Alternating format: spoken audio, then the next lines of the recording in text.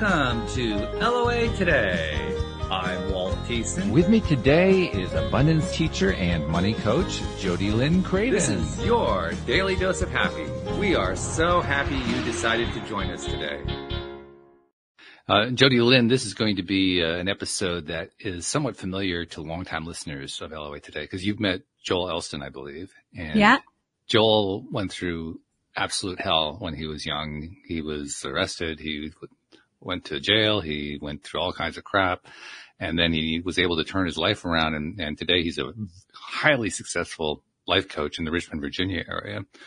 Now that all happened roughly 35 years ago, when he went through all his turmoil.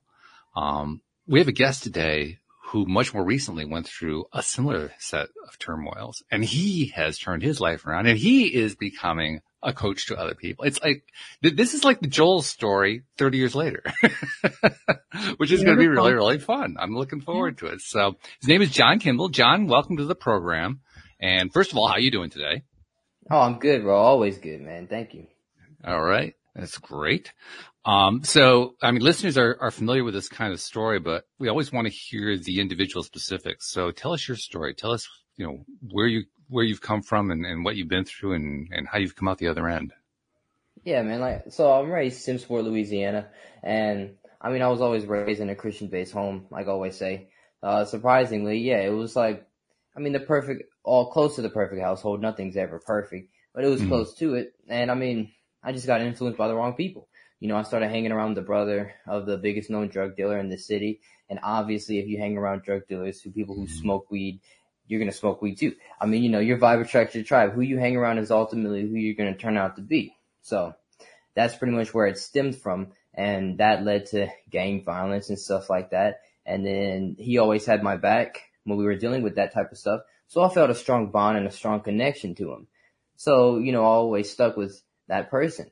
And then that person didn't have, so to say, the best habits in the world that really aligned him to his best self. So we started going down that path of just self-sabotaging through vices and drugs and all this stuff. And it started off with weed, It always starts off with something like that. So that's what it started off with, and then started to finding ways to get money for weed. And that led to robbing houses and stuff like that, these felonies. And then, ultimately, that led me in handcuffs and getting arrested for multiple felonies and misdemeanors.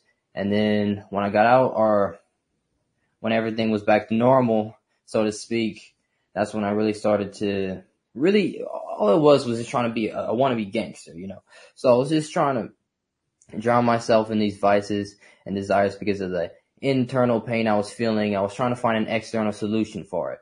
And then that led to me selling what I was doing. And then the selling led to my parents finding out, and then that led me down to a more darker path of depression because I realized that was all the pain I was causing to them. And we all know that everything that we give onto the world, we receive right back to us internally. So that's pretty much where that turmoil and pain came from.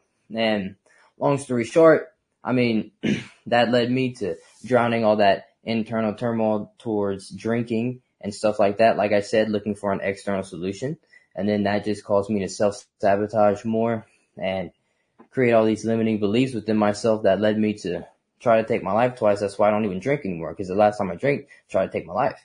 And then that led me getting put into a psych ward, isolated inside a room in a psych ward. And then they wanted to diagnose me as a sociopath because of my criminal background and all this type of stuff, and put me on meds, therapists, send me to rehab. But I refused all of it because I never really believed I was one. I just believed I was participating in actions that were sociopathic, we're never depressed or anxious. I don't like to label anybody as that shit. We're participating in actions that cause us to be as such. So, I got out, and the thing was, when I got out, I wasn't using anymore, but I did plan out my own death. I wrote death notes and all this type of stuff.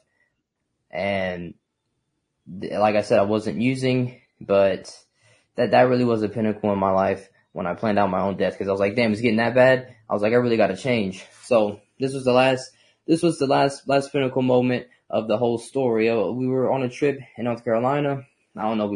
Me and that guy I was talking about, we stole some liquor from a store. We got high, drank, and all this type of stuff. And my parents saw this. They were destroyed by it, of course. And I used to tell them, I don't even care about you guys' feelings. Like it was pretty fucked off. But after when we came back, that's when I came to the realization of how much pain I was causing to them. And I mean, I just broke down and I just gave my dad a hug. I told him I was sorry for all the pain I caused. That was the first time I've ever said sorry to them for everything I did throughout the years. And Wow. that's pretty much what changed it. Well, I mean, correct me if I'm wrong, but from what you just said in your story, I get the feeling there was another thing there that really made a big difference, because the way you described it, I don't remember what your wording is. I'll use my wording. You never actually thought of yourself as being a drug addict, a person who was caught up in all this stuff. You just thought of yourself as somebody who was using this kind of thing. In other words, you didn't create a sense of identity around it like so many people do. Wow. How do you think you managed to do that? I mean, that's quite a feat, actually, because I mean, there's a lot of people who will not be able to come through something like that without creating an identity around it. But you did. How'd you do that?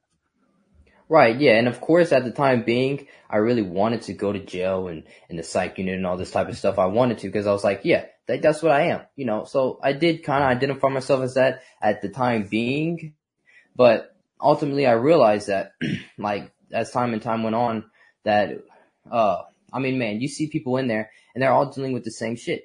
You know, they're all dealing with the same problem. It's common problems just magnified to their highest potential. So I was like, wow, bro, like this is like none of these people, we're all the same. Like we're all the same in here. We just have different actions and habits that align us to that person and then to that outcome that those habits and actions were directly aligned with. So I was like, none of us are truly sociopathic, depressed, or anxious, because some of these people, when they're talking and meditating and all this stuff, they're at like the most highest positive state possible. Like, so how is that person a sociopath? Like that guy is not homicidal right now, you know? So I'm like, wow. So when he is participating in habits that strictly align him towards the person he wants to become for his future, then he's not what he seems out to be. So really it's just habits, you know? That's what I realized throughout the time being.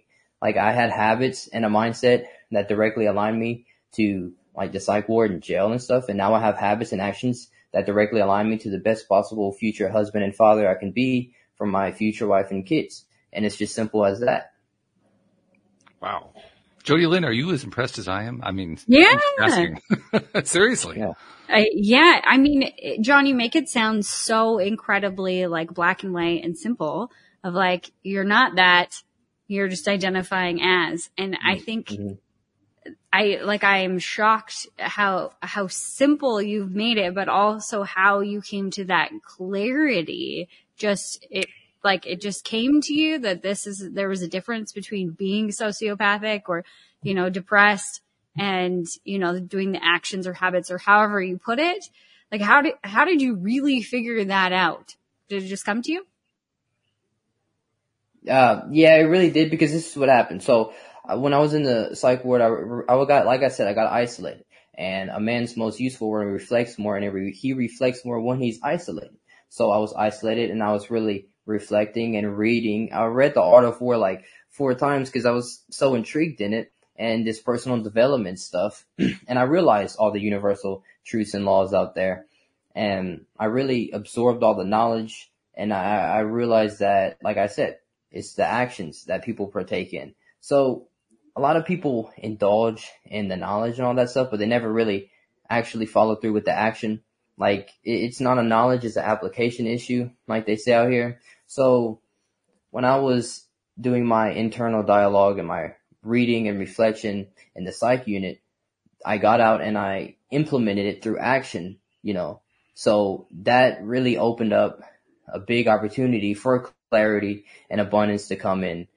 Because when you actually partake in the actions, like when you live what you preach on a day-to-day basis, then you do get opened up to all this clarity and stuff. So yes, I've learned it through reading and reflecting, and it's the informational age. So I was all over on my phone reading podcasts and stuff. But the moment that I truly felt it instead of just reading it is when I implemented it through action. And I followed through on my words that I was in the goals I was setting out for myself. And when we do that, we get clarity. And in return, we get to tie these tangible words together that we never knew possible. You know, it's like it's like information from a way higher frequency than us, like from above. Totally. You said when you felt it. Do you know why you felt it? Do you know what that tipping point was? That all of a sudden you weren't feeling a moment ago, and now all of a sudden you're feeling, or was it more of a gradual thing that happened over time? Yeah, it was like a gradual thing because my conscience, that small voice inside, always called me to for better. It always called me towards a way better version of myself, but I always ignored it. And the more we ignore it, of course, the more it magnifies, and the louder that call of our conscience gets. So I always did feel that pull towards the best version of myself with my inner conscience. But like I said, it builds up time after time, and eventually you look back and reflect and realize all the pain that you caused to everybody else. Because this is a quote that I love to live by. It's everything in which you wish to receive internally within yourself is what's most needed to be externally given onto others. So simplified, basically meaning, if you want positivity, you have to give out positivity, so over the time, I just really read and indulged all of this wisdom from all these podcasts and all of that stuff. And yeah, my conscience was calling me towards greater. And the moment that I actually tipped over and was a pinnacle where I changed for the better was when I did something that was most hardest for me. When I told my dad I was sorry and I gave him a hug, that was the hardest shit ever. So the moment I did that, I just got a huge enlightening feeling back in return. And that's what most people avoid. Everything that people avoid is what's most needed to be ran into. That's all that was needed to be done, really, because it was just acceptance. I had to accept that it was all my fault. And the moment I did that, and the moment I accepted that it was my fault for all of you guys' pain, so I'm sorry for that. And that's the moment that I changed. It's what we call radical responsibility here on the show. Just, I'm going to accept responsibility for this thing that I really don't want to accept responsibility for.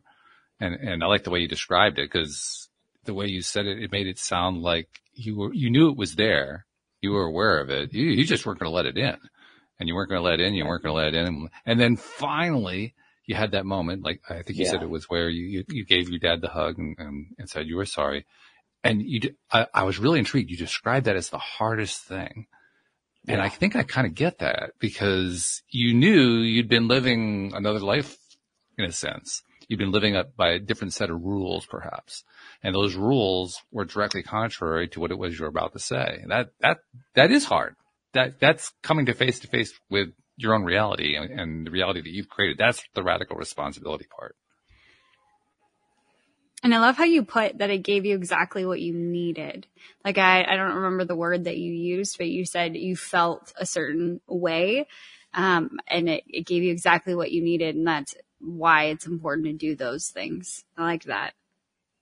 Oh yeah, of course. It always is. That's what I do every single day now. I always hated getting up early, but now I get up early. Like I said, I run right into what I most want to avoid now. So I have my 2:40 a.m. wake up and my workout, and then I do my morning reflection in the morning, because like I said, I've always reflected throughout that journey, even in the psych unit, isolated. So now I'm still reflecting. Like I said, I do my wake up, workout, reflection. Then that really gets me set for the day, because nobody wants to wake up at 2:40 and go right and do a workout and then do morning reflection and sit deep in that regret to really expose the weakness in their character instead of exploiting and staying 10 foot tall on their strengths.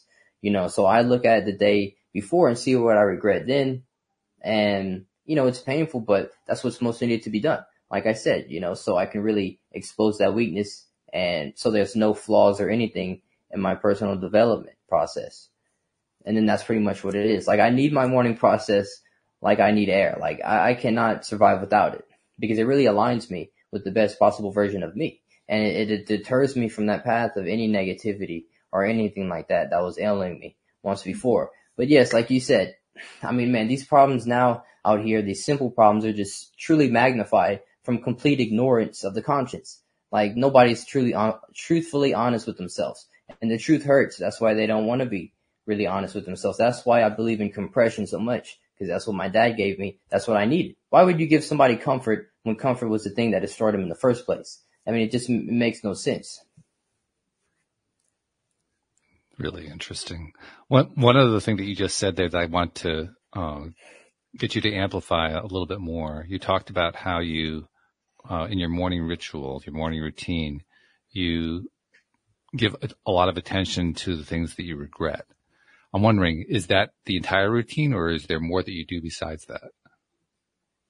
No, yeah, that's the basis of it. Like I get up on my 2:40 a.m. and then I post it on my Instagram and that's the crazy thing. I've been posting on my Instagram before I got arrested when I did drugs, and now I post this stuff, and now everybody sees it, and I think it's crazy. But yeah, I do my 2:40 a.m. wake up, then my workout, because I really can't receive anything from above until I'm in an optimal state to like a higher frequency. So I get my workout, I get my blood moving, that blood oxidation level going. That allows me to get in flow state and receive this abundant knowledge and wisdom from above.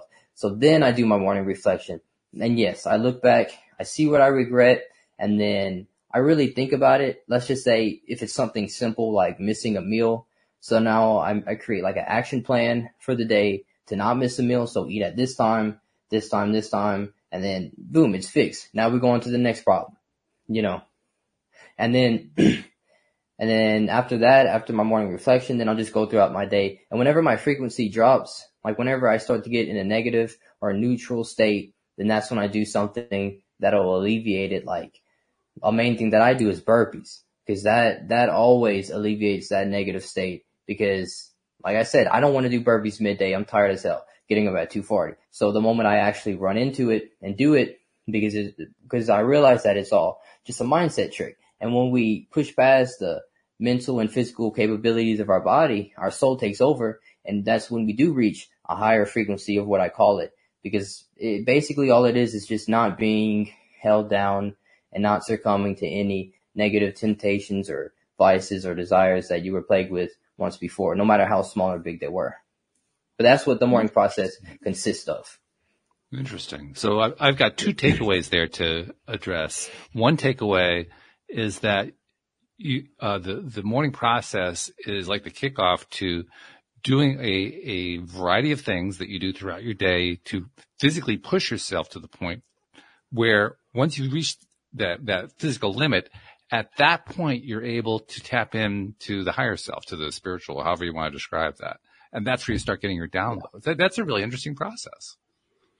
Oh, it is, of course, because I've tried to receive the abundant wisdom and knowledge from just like getting up and sitting there, but I have to get actively moving. Like you have to act your way into thinking positively. You can't really think your way into some positive action, and you can't go into a negative situation with a negative mindset. So that's why I'm always trying to alleviate it through positively acting, doing something, like I say, that I don't want to do, like the burpees, or even talking and giving positive wisdom and knowledge to someone else. Because like I said before, the quote stems back to right now. Everything in which you wish to receive within yourself is what's needed to be given onto others. So I give positivity onto others, and I get it received back within myself. And then that even opens up a huge amount of enlightenment for me. So now I'm ready to receive.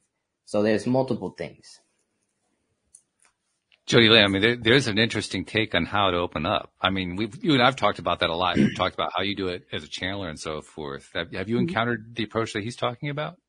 Yeah, I think so. I mean, in like a workout or like playing sports or like something like that, when you hit that physical peak, what comes to my mind is the runner's high. People talk about it. Like you just get to this point and then there's this moment of clarity, awareness, whatever, when you've pushed past a certain point. So yeah, I've definitely heard of that. I think it's interesting, John, how you keep doing it. Because people will do it during their workout, but you use it as a strategy to connect. It's almost like, and correct me if I'm wrong, but it's almost like instead of sitting down to meditate to connect, you're using that physical aspect to connect and doing that multiple times a day.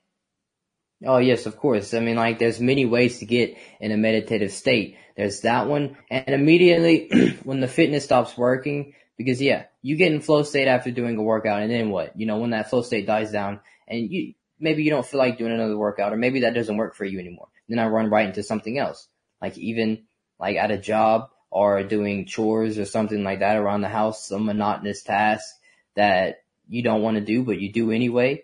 And then you get in another flow state. It's like another high. And then you just go from high to high all day, but it's positive highs, of course, so when that stops working, then I go, do some business work. And if business is slow, then I go do, let's say, talk positively something on the camera. And then I just go back to work out. So it's like a repeated cycle of just flow state, flow state, flow state, so it's never, and that's what it is. It's either you're at a high frequency, not desiring anything at all, no vices, drugs, any of that stuff, sex, women, nothing like that.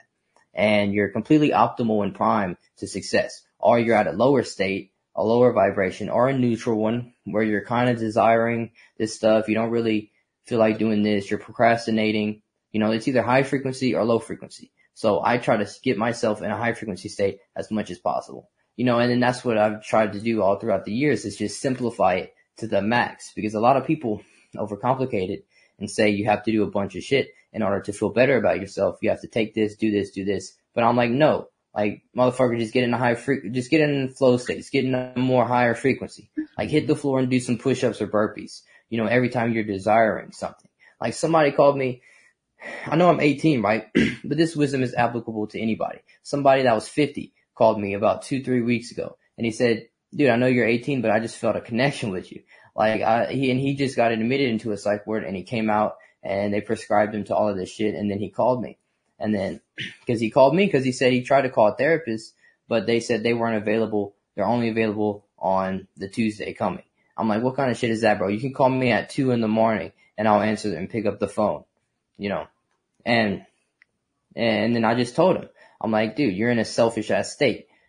Like, everybody has these common ass problems. You're just magnifying it. You're thinking it's all about you, but how about you outwardly seek someone else's problem instead of solely focusing on yourself, and then go help somebody else out with their problem, and then you'll get helped out in return, even though you expect to get nothing in return when you go outwardly seek, but you do anyway. That's just how God and the universe works. I love this. Do you have questions, Jolie Lynn, or do I keep going? I mean, because I don't want to step on your toes on this one. No, go ahead. Okay. So, a few things I'm really loving here. I like how you are able to basically do a little check-in. I call it check-ins, where I check in with myself throughout the day to find out how am I doing? High vibe, low vibe, where am I at? And then when I notice that I'm not at in a space or at a vibration that I like, then I make some change, or try to make some change in order to switch that around. That's a fairly advanced thing to do. You seem to have incorporated it like it's nothing. I'm like, what? That's really impressive. Yeah. I'm trying to convey to you, I'm very impressed with the fact that you check in so frequently throughout the day, because seriously, most people who start learning this stuff, that's not one of the things they do first. And you seem to have done it right out of the gate. So congratulations on that. Oh, thank you, man. That's just what it is, right? It's like, instead of consuming all this knowledge, I don't really read that much anymore. I just really go off of one quote and just apply it throughout the day. So like, they think too much, they read too much, like, you're consuming too much goddamn knowledge. Like, can you actually apply it and make these action and habit plans and stick to it consistently? Because if you consistently hold word to yourself throughout the day, no matter what, you'll get the abundance, knowledge, and clarity that you would get reading a book or something, So I just go like partaking in the action state, and it might not work for everybody. What works for me, usually it works for everybody, but I mean, some people drawing might be their thing that gets them in flow state. So cool, you go from like workout to drawing to job, whatever, So it's really just learning throughout applying it, like actually applying it and living it, like, so for the past 2-3 years, instead of reading and then fucking off and doing this, like, I've been actually living it and applying it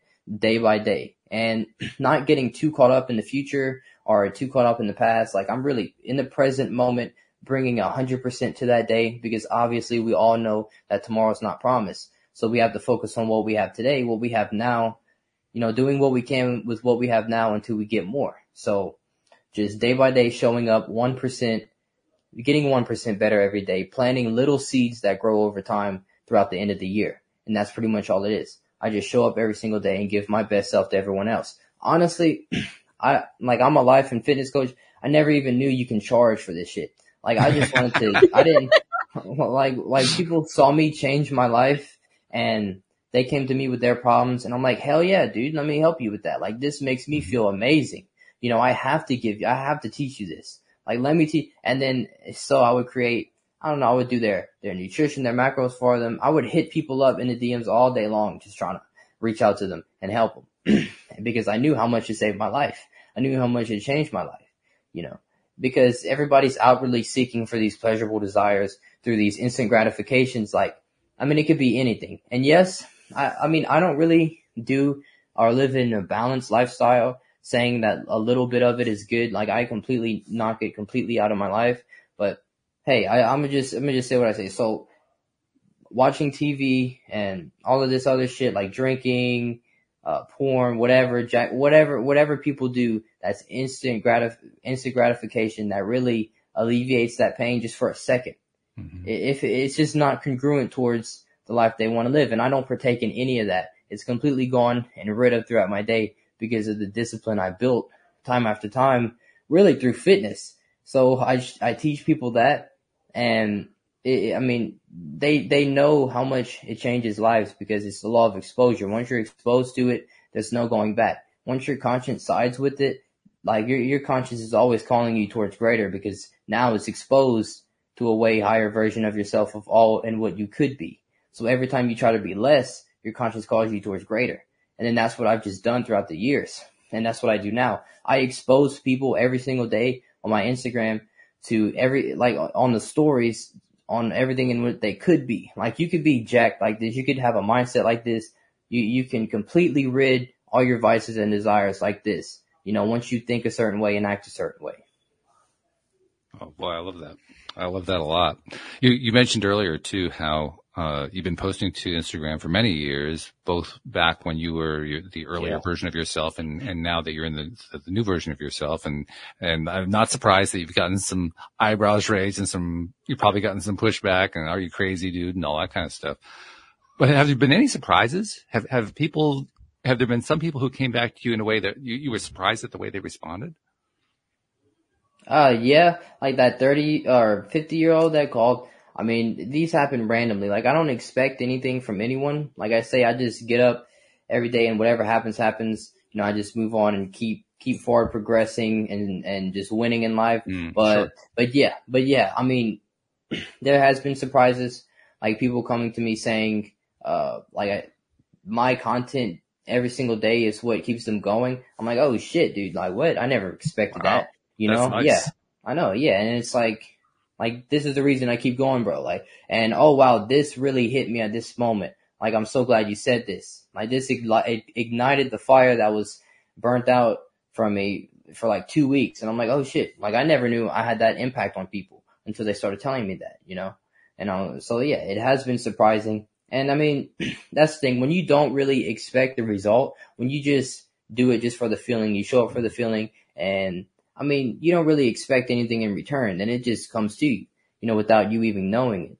Let's just say if I was desiring a certain result, then yeah, sure, I would have been stopped, you know. But that's the thing that people do. That's why most aren't successful in these type of businesses, because they go after the wrong immediate desire and result, and then it ends out to them quitting. So I just show up every single day for the feeling, for giving to others. And actually, I say it's kind of selfish because I have to give to others in order for me to feel good myself. Like, I need this too. I need it just as much as you guys do. Like, I need this. Like, I need to give onto others so I can receive it back within myself. So it's been very surprising throughout the years. He definitely sounds like a coach, Jody Lynn, because he always comes back to that same core concept every time, right? Mm-hmm. Yeah. Absolutely. Over and over again. Yeah. Which is what a good coach tends to do. Yeah. Yeah. I love too, John, how you're so unapologetic, you know, like this is just how it is. Let's just move forward. Let's go. I think it's very inspiring. And I think that it would have taken a lot of courage to be in the situation that you were in and be like, no, I'm going a different direction. I think a lot of people would have stopped themselves, you know, like, what are they going to think of me? Or like, I'm going to be letting them down. Like you said, you had a really good relationship with this individual who led you down the wrong path, but kind of sounded like you felt that you were obliged to him in some sort of way. And that's a really difficult thing to get out of. Mm-hmm. So is there anything else around like your mindset or things that you were telling yourself that helped you move so far, like 180 and go a completely different direction and say, I don't care what they think, I'm doing what I want? Yeah, of course. And a lot of it is ego and fear. Like once I completely alleviated fear, like from out of me, because I mean, a lot of people don't go through these experiences in life. Some don't. I mean, there's a lot of people that do, but I have, like I've feared death many times. I've had to pull out a knife so I wouldn't get my head splattered and everything. So fear on the little shit, like people's opinion, is completely rid of out of me. Like I don't care about that anymore. Especially that, but just validating myself with my habits and my actions really allows me to only care about what I think instead of what others think. But not everybody's actions are validated with the positive stuff just starting out on a personal development journey. Like you were saying, like back then, yeah, I did think, I was like, wow, this is my first speaking video on my Instagram story. What are people going to say? Like my followers are drug dealers and this type of stuff, because that's what I posted back then before I got arrested. They see me post this positive shit, and but I was like, whatever, I just do it, and then I have absolutely no fear instilled within me. And I don't know. I just really cared about, like I say, getting up and reporting above, because this is the thing. Once I felt that call from my conscience or God instilled within me, like I knew there was no deviation from that process or path. So I knew, like, he called me to make a speaking video, even though he calls us to do little simple shit like that. And I was like, okay, cool, I'm gonna do it. And I knew that he was calling me to do it. So I knew regardless of how I felt, I had to post that video. It started off something simple like that, but it all stemmed from that call of my conscience. So if you have to do something within you, like you have to do it no matter what. And that call keeps getting louder and louder the more you ignore it. So eventually you're going to do it. And eventually the more you follow through that call of your conscience, then the less validation you'll seek from other people's opinion, because you're validating yourself from that call of your conscience, God. You're validating yourself from what he thinks of you. And what he thinks of you is returned right back, directly back to you through your confidence and your worth that you feel within yourself. Because like I said, the more work you put forth into yourself, the more worth is provided. So the moment you keep continuing down that path and answering that conscience call, no matter how small or little it is, then the more confidence you'll get instilled within yourself, and the more valuable you'll feel about you, no matter what you've done in the past or what's to come in the future. Like you're just living in the present moment because you're so proud of who you've created. You don't give a fuck about anybody else's opinion. People now still think, like, they still look at me weird. I know they still know that I've done this and done that in the back of their mind. Like people that live around me, and I go to church on Sundays, so they see me there on Sundays. I mean, some of them don't even look at me, but I'm like, whatever, dude. I validate myself with what I do on a day-to-day basis. I know I'm changed. I mean, my habits are strictly aligned to the person that I am. You're fat and sloppy in a fucking pew looking at me all jacked and ripped. I don't really care what you think about me. Like, bro, I don't. And then having a crap load of trust help too. Like, but sometimes it doesn't help. Like I got a call from Capital One saying there was somebody took like $1,500 out of my bank account. And I was like, oh shit, I gotta stop trusting people this much. And see, that's the thing. Once you rid those self-limiting beliefs and those limitations from yourself, and you just don't give a fuck about the outcome, like you'll stick to the path no matter what'll happen.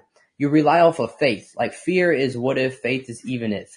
So you rely off of the faith, even if it happens, I'll still be good. Like it still doesn't matter. I know that I'm doing what's right. I know that what I'm doing is validated through God, and that's the only person that matters. So I'm going to just keep doing that no matter what everyone else thinks. It's really interesting too, because the way you told that storyline just there, it sounded like that internal voice, the God voice, however you want to describe it, it got so loud it drowned everything else out. Is that right? It did. It 100% did, because it's so powerful. Like it starts off little at first. Everybody else's opinion out there is so loud. That's why it feels so good when you actually earn it. That's why it's earned, because everything else externally is calling us towards destruction. all the pleasurable desires. Let's say the 10 people that's doing this, that's going down the negative path, that's calling you to, all it is a test within your character to see who you've constructed throughout the year. So the moment you actually listen to that small little voice that's not so powerful at the moment, once you listen to it and trust it with faith, then it becomes powerful because you really listened to it and you stuck with it through faith, and you had the faith to actually follow through that small voice that ended up into something big because you had enough faith to really follow through with it instead of validating yourself with everybody else's opinion. And then it becomes so powerful at the end because like I said, when I get up in the morning, it's earned. Like I have to earn that positive state. Nothing truly rewarding and positive is earned in this life. It is earned in this life. Like it's nothing given to us. So that's why my early wake up, my workout in the morning, my reflection, I don't like doing it, of course, every single fucking day, but that's what raises me to a positive mental attitude, my PMA, and that's what raises me to a high frequency. And that's what I need in this life. Truly, I'm sitting here remembering what I was like when I was 18. And then I'm looking at John and like two entirely different people, like wildly different. I was lost. I had no sense of where I was going in life. I didn't have any clear want. I wasn't engaging in criminal behavior. Well, no, nothing significant at that point anyway. Give me a few years. But I was just lost. John is sitting here like he is on. He's got his game is on. His whole thing he's got his whole thing laid out for himself at 18. Can you imagine that? No,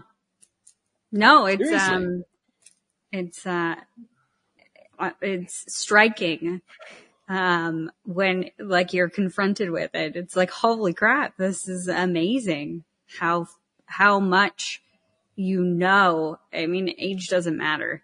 But the way that you carry yourself and the things that are coming out of your mouth, just, it's not typical of an 18-year-old. It's certainly not typical of my first 18 years. Not even close. I mean, not even in the same ballpark.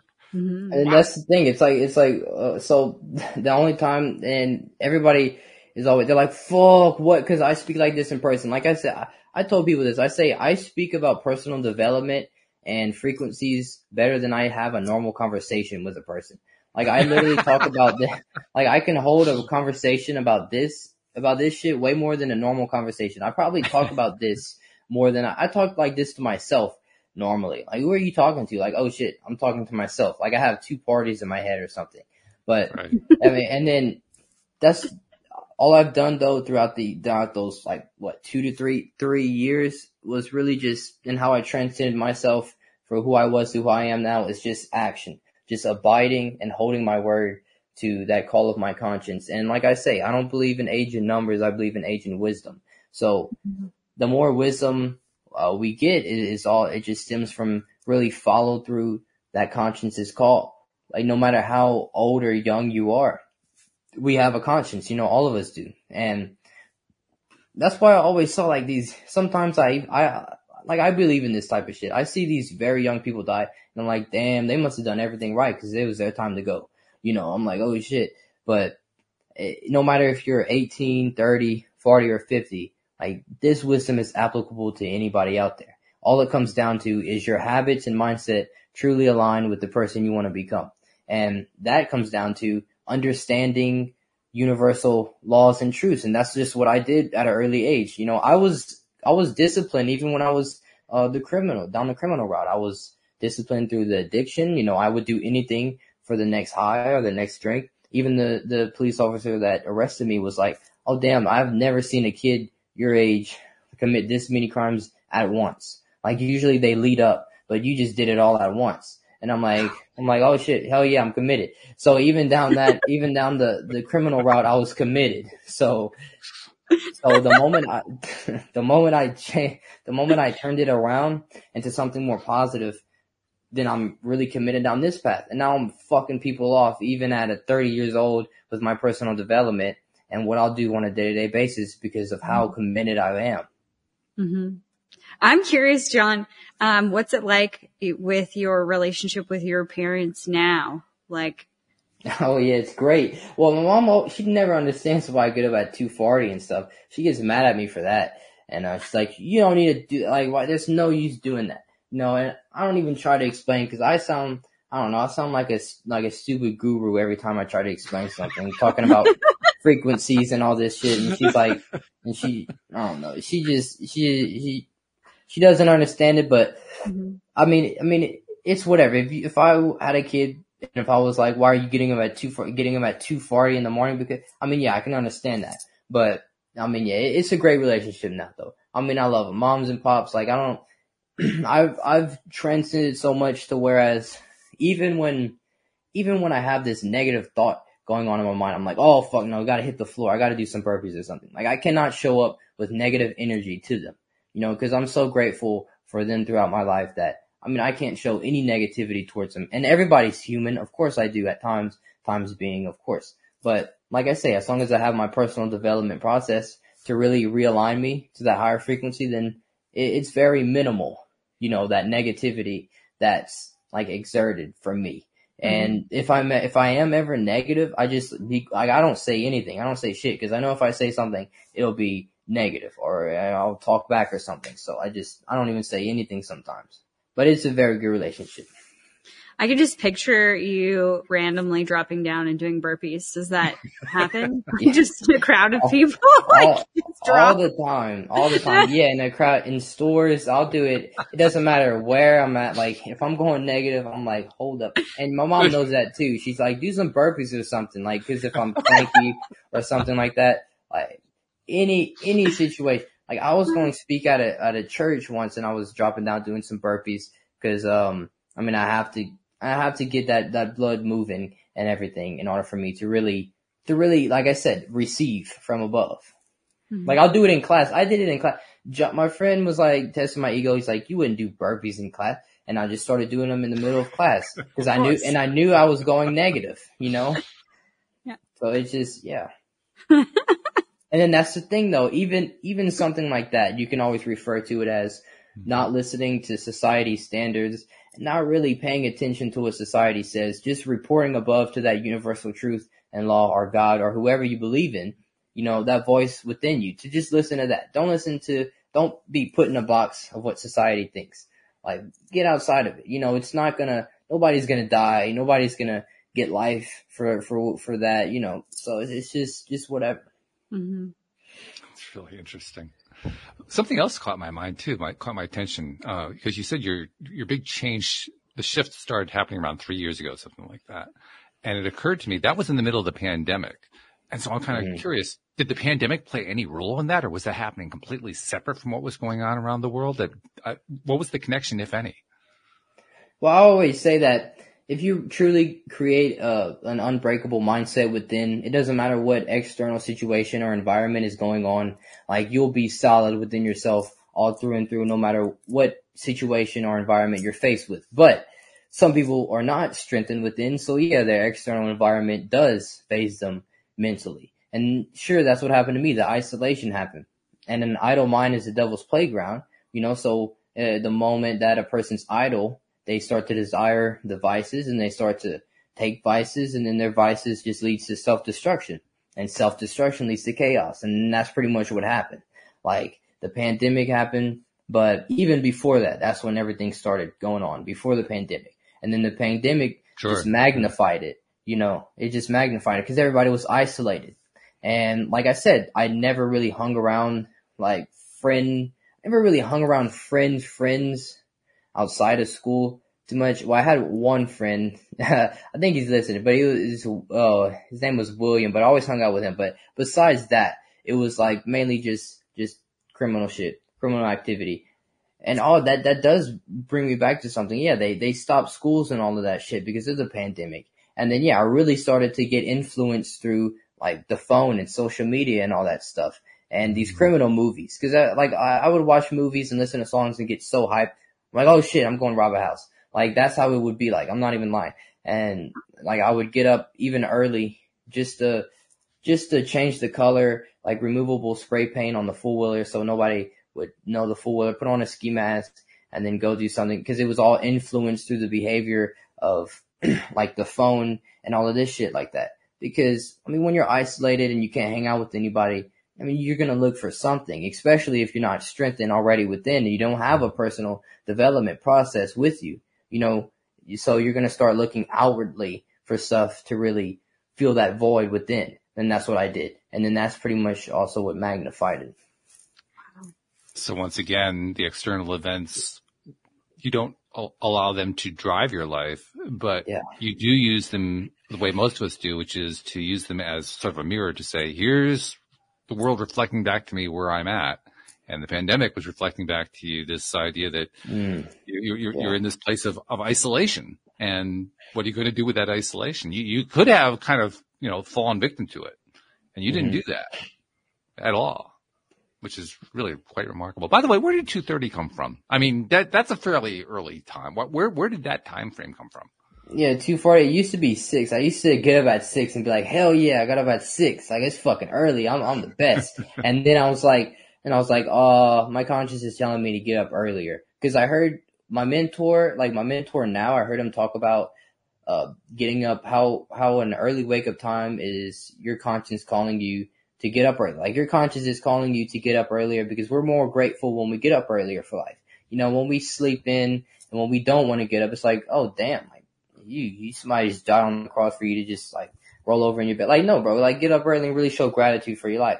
And for some reason that really hit me. And I was like, oh, maybe I do need to get up early. And that's what my conscience called me to do. And that's the thing. Like, don't listen to what I say. Listen to what your conscience says. Don't listen to what anyone else says.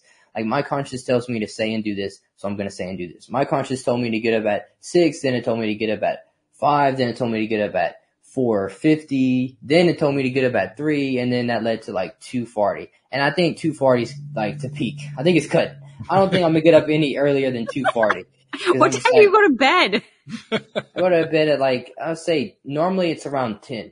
Normally on an average time it's 10. But sometimes so 4.5 hours, maybe. Yeah, sometimes it'll be 11, sometimes it might be 12, sometimes, you know, and then sometimes it might be 8, you know, it just depends. Like, it depends on what I have to do for the day. If I'm bulking though, because when you eat so much food when you're bulking, and it takes a lot of time. So I might go to bed really late that night, just trying to consume that food. But yeah, usually it's around 10. It's around 10. Wow. I'm going to be really curious to see, you know, 10 years from now, are you still working the same schedule? That's an intense schedule. Mm-hmm. It really is. I plan on being, and then just so people can see that schedule, like I post it on my Instagram every single morning. Like, I post my wake up on the time on my Alexa, it says 2:40. Then I post me doing burpees. Then I post me with the book quote and reading a book and all of this shit, because I literally post and show people my daily process, because I'm showing them what saved my life. Like guys, like if you do this, maybe not 2:40, but if you get up earlier and let's say do a workout and reflect and all of this stuff that I'm showing you throughout the day, then it'll change your life just like it did mine. You know, you just have to really stick to it. I continue to be reminded about my friend Joel Elston, who's one of my co-hosts here on the podcast. He does the second show. This is the third show of the week, and there's always 3 shows every week. And when Joel has told me about his own background and also the work that he's done in the last 20, 30 years, a lot of it has been working with kids, you know, in their early years or early teens, and even up into late teens where you are right now. One of the things that he talks about a lot is, and this is something that I recognize in his stories pretty early on as well. When he is able to explain these concepts to someone, now particularly he tends to work with kids who are in the foster care system, and usually the ones who the social workers and so forth can't do anything with. They're the really, really bad problem cases. Yeah. So they're the ones he tends to sit down with. When he's able to convey to them how all this stuff works, how going within works, what the power of it is, you know, how the law of attraction works, how all this kind of stuff works, they get it quickly. And we both realize one of the reasons that happens is they just haven't been around long enough to have a whole bunch of baggage like us older folks do. We tend to collect baggage over the years. The amazing part about that is how quickly, when you're young, how quickly you can just turn it around on a dime. That's what you've done. I think that's one of the reasons Jody Lynn and I are kind of sitting here stunned, because you made a really major, huge turn relatively easily. I think probably just because of your age, you've been through some real bad crap. There was no doubt about that. But you didn't have such a preponderance of it, such a pile of it that it was just, it was like, trying to swim through molasses or something like that. And yet, wow, it's still amazing. Even with that said, it's still amazing. Yeah, I never even realized that. Like you said, like older people have that baggage over the time, are young, and versus us young people who just coming in this world and easily influenced. So if we get influenced by the right behavior, even though, like you said, I've been through some shit, but it hasn't been prolonged throughout years upon years upon years upon years, then if we're exposed by the good shit, then, it's pretty easy to change, because once we really implement the action and the habit plans, then, it's all up from there. Yeah, I really never thought about that. It impresses those of us who have been on the planet for 30, 40, 50 years, because we forget, wow, it really is possible to make a change that fast. It just seems superhuman. From your perspective, it actually doesn't seem superhuman, I'm sure. From your perspective, it's like, well, yeah, that's just what I had to do. But, those of us who've been around here a while look back and say, how the hell did he do that? Right. I love how simple you've made it. Like it just is. And the confidence you have and your unapologetic way is just really inspiring, but also, instills confidence. And I think everybody that's watching this episode right now, because you're just like, it is okay. And when you have that much belief in something, I think that is borrowed to others to believe also that, well, you can change. Just flip on a dime. It's easy. Just do it. Yeah, honestly, yeah. And like I said, it's applicable to anybody. And then the unapologetically authentic is like a huge fucking factor. Because the moment that I'm trying to not be somebody who I actually am is the moment where I'm completely rid of any clarity. Like, I don't know, and especially like you said, throughout the years of older people, like consistently, let's say people that had, I don't know, a fixed mindset or try to be somebody that they're not, and they consistently have done that throughout years upon years upon years, because maybe even their job has stopped them from being who they are. It's harder to be actually, and it's harder to seek deep within and really realize who they truly are. And then that's what I just try to do for everybody. It's like validate yourself with your own habits and actions, to whereas, you don't really care what anybody else thinks. You're not validated what they think, like it doesn't, like I've had 9 to 5s, but even at like you said, 18, like I don't care. I don't care if I get fucking fired from there. I will never stop being myself of who I am. Like I don't, like, that's just a huge factor in my life, because I'm not going to go and be miserable at some place when I can be completely fulfilled within myself right here, on camera talking. Like, you're just completely free and rid of any negativity or any plaguiness of your mind that you may have been once before, once you really be who you are. And if you're not proud and you're not truly happy with who you are, then change who you are until you are proud and happy. And it is really that simple. I wouldn't say it's easy, but it is that simple, plain and just laid out like that. So I've really just looked in the mirror, and instead of accepting who I am for, even if I don't like myself, like if you look in the mirror and if you're a fat piece of shit, and if you're not happy with yourself, but you say you are, and you're just like, oh, I'm accepting it, then like, no, like actually change it. Why don't you actually change it about yourself so you can truly be happy and accept who you are, and you can really follow down a complete path of enlightenment and clarity. And you can really see, now you have way more potential within yourself, because you overcame what you most was avoiding. Like I said before, you completely ignored that call of your conscience for so long. Now it's affecting others, because now you're affecting others with your way of living, and now they're ignoring their conscience. So you're really being selfish. So I'm doing you a favor by telling you that you should change, and then I tell everybody in the world that, like, I don't care who they are, because like I know that I don't deter from the path of my conscience. I know that I'm not plagued by any vices or desires. Like, I'm so confident and validated within myself. Like, I don't care who it is standing in front of me, that if they're not following down the path of their conscience, I know I do. So, and I know that I once didn't, so I have the right to tell them that they should, no matter how that comes out. If it all comes out with good intention, then it comes out with a good intention. You know, I mean, love isn't, you're not going to lie. You're not going to lie to somebody who you love. So I'm not going to lie to you. You know, people that try to compensate for your weaknesses and all this stuff and really try to lie to you and say that you're good the way you are, it's people who don't care about you. Like, they don't want to have to deal with hearing your problems and your shit. Like, I love people's problems. Like, tell me your problems, because I know I have the solution for them. Wow. Yeah. This is really cool. This has been a fun conversation. Couple things we need to touch on. First of all, tell people how to reach out to you, how to find you. Tell people how to find your website and so forth, and talk about the specifics about how you actually work with people when they're reaching out to you. Yeah, my website is kimblefit.com and my Instagram is kimble_fit. And I mean, I always say they just can hit me up on Instagram, like DM me, and then my website leads to also a direct message towards me, and then I'm always in there. Like, I'm responding within an hour if you text me. Like, like, no matter what I'm doing, because that's all I care about. Like, if I wake up throughout the night, in the middle of the night, I text people back. Like, it's just whatever, you know. Like, I'm constantly on my phone because that's where I'm most fulfilled at, because I'm helping others. But yeah, that's pretty much the two main places I'm at. And they could just read a bunch of informational stuff on my website, because I've always posted free stuff on there. You know, just giving out free value on there. And there's a bunch of that on my website. And like I said, there's a place to contact me on there, and my Instagram.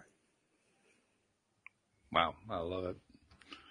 Jody Lynn, you know how at the end of every episode, I always like to thank people and thank them for things that they don't normally get thanked for. I mean, John was just talking about how he's got this free stuff on his website, and he's always, you know, taking the DMs from people and helping at all hours and so forth.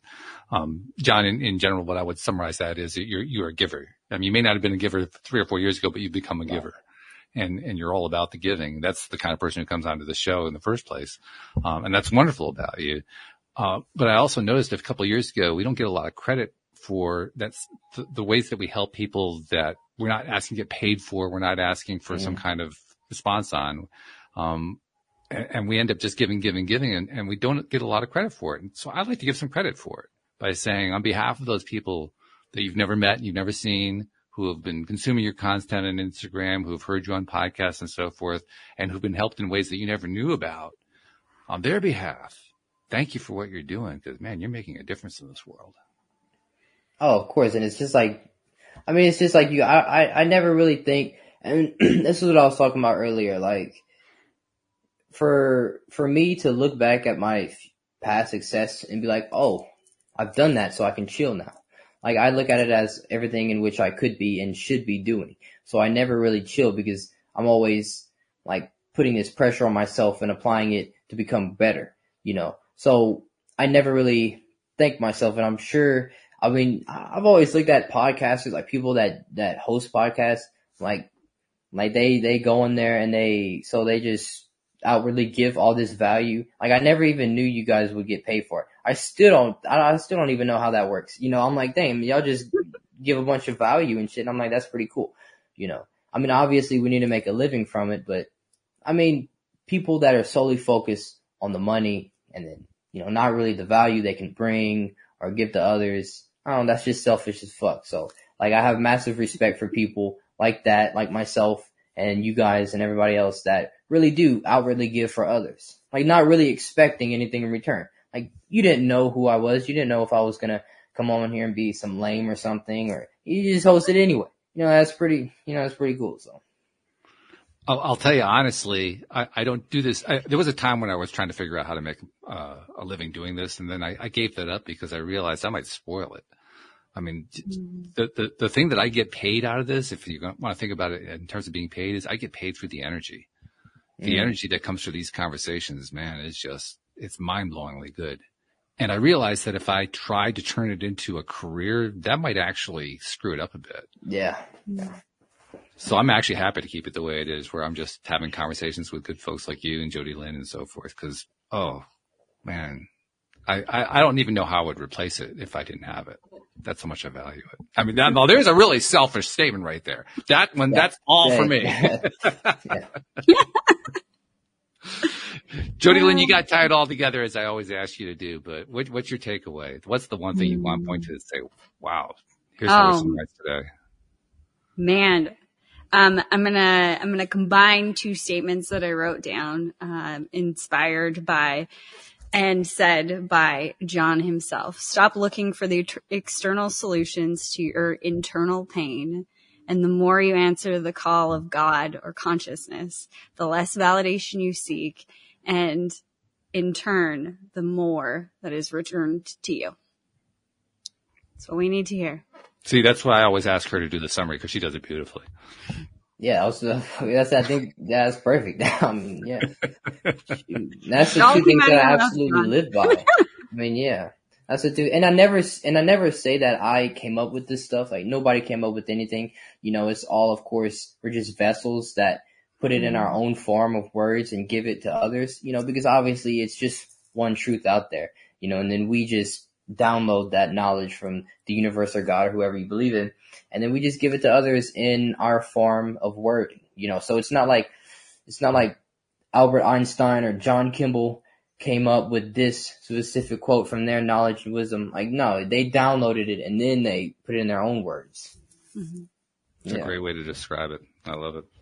Yeah. Well, John, thank you very much for joining us today, for sharing all this great stuff, sharing your story. And wow, I don't know of any other way to say it other than to repeat what I said before. I am really impressed with you. I'm very impressed. I think Jody Lynn is too. Just keep up what you're doing, because you're doing great stuff. Yeah. Oh, yeah. I appreciate you guys for letting me come on and share, which saved my life. I mean, any opportunity I have to do so, I take it. So I thank you guys. Thank you much. And thank you to our podcast listeners everywhere. We'll see you all next time here on LOA Today. Goodbye, everybody.